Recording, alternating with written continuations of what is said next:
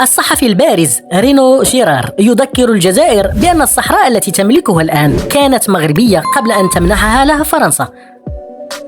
6 أكتوبر الجاري خلال برنامج مواجهة مع مارغو حداد الذي يبث على قناة LCI، شارك رينو جيرار مراسل حربي لجريدة لو فيغارو منذ عام 1984 ومتخصص في العلاقات الدولية والجيوسياسية في نقاش حول التوترات المتزايدة بين فرنسا والجزائر مع التركيز على الصحراء الأطلسية كقضية محورية.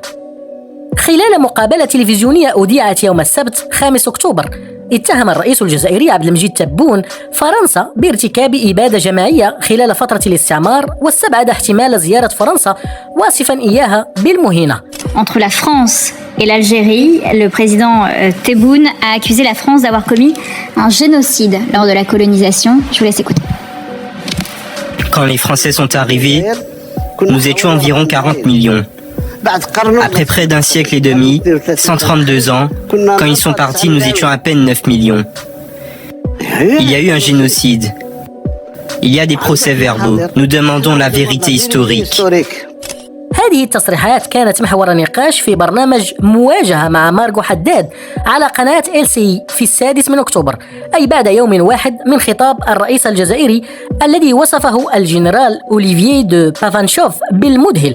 وكان الجنرال يشارك في النقاش إلى جانب إلسا فيدال رئيس التحرير إذاعة RFI ورينو جيرار مراسل لو فيغارو، والسبب في ذلك هو محاولة النظام الجزائري إعادة كتابة التاريخ لخدمة أهدافه الخاصة، وهو أمر لا يخفى على أحد.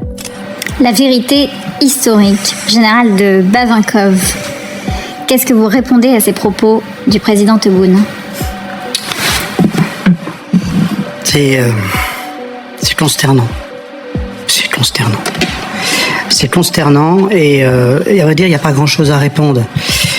Si nous commençons à opposer l'histoire les uns aux autres, on va pouvoir se raconter des choses extraordinairement intéressantes sur la réalité de ce qu'était l'Algérie, de ce que nous appelons aujourd'hui l'Algérie en 1830, en 1840, en 1850.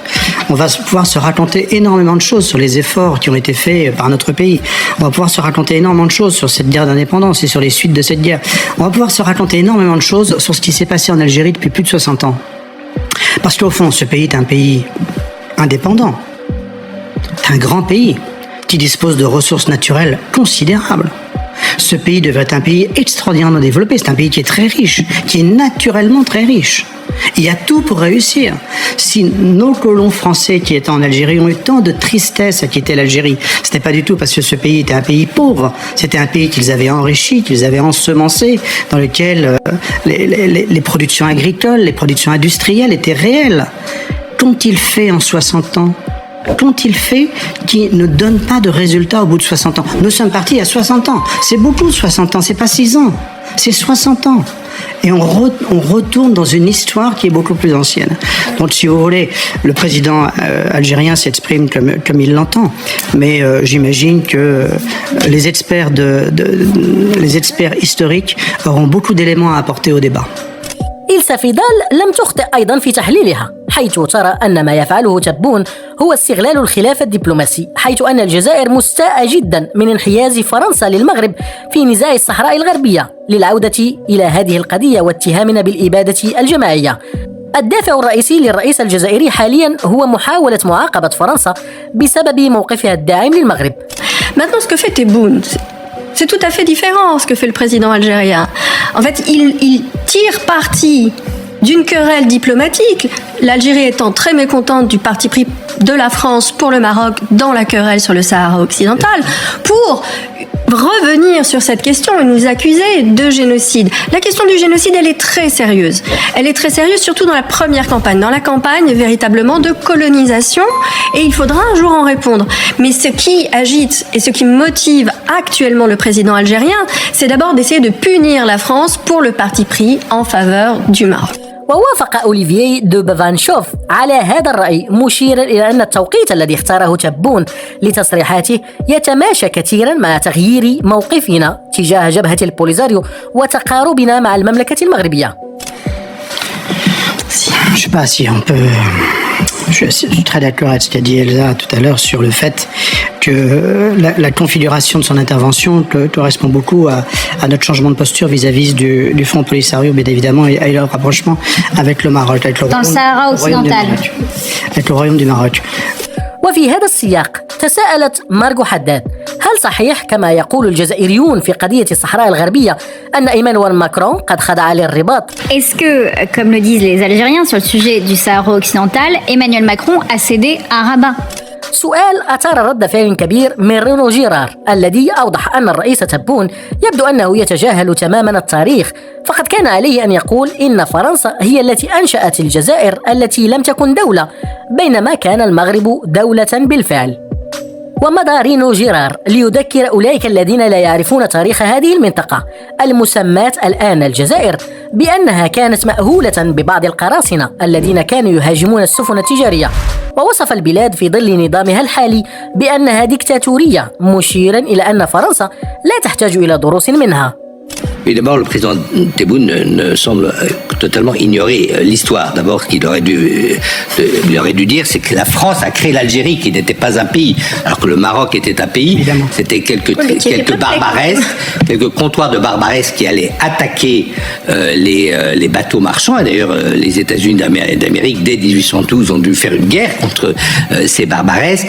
Et donc, c'est la France qui a créé l'Algérie. Deuxièmement, la France a considérablement... Il y avait une civilisation et une population sur place. Deuxièmement, il y avait une population, il y a une œuvre de construction en Algérie considérable faite par les Français. Les Français ont trouvé le pétrole, l'ont donné aux Algériens. Mais ça ne change rien. Ils sont partis. Et ensuite, il y a eu un régime criminel, parce que déjà le FLN était criminel dans sa lutte en utilisant toutes les armes les plus odieuses du terrorisme de 1954. L'insurrection du FLN en 1954 a commencé par l'assassinat d'un couple d'instituteurs.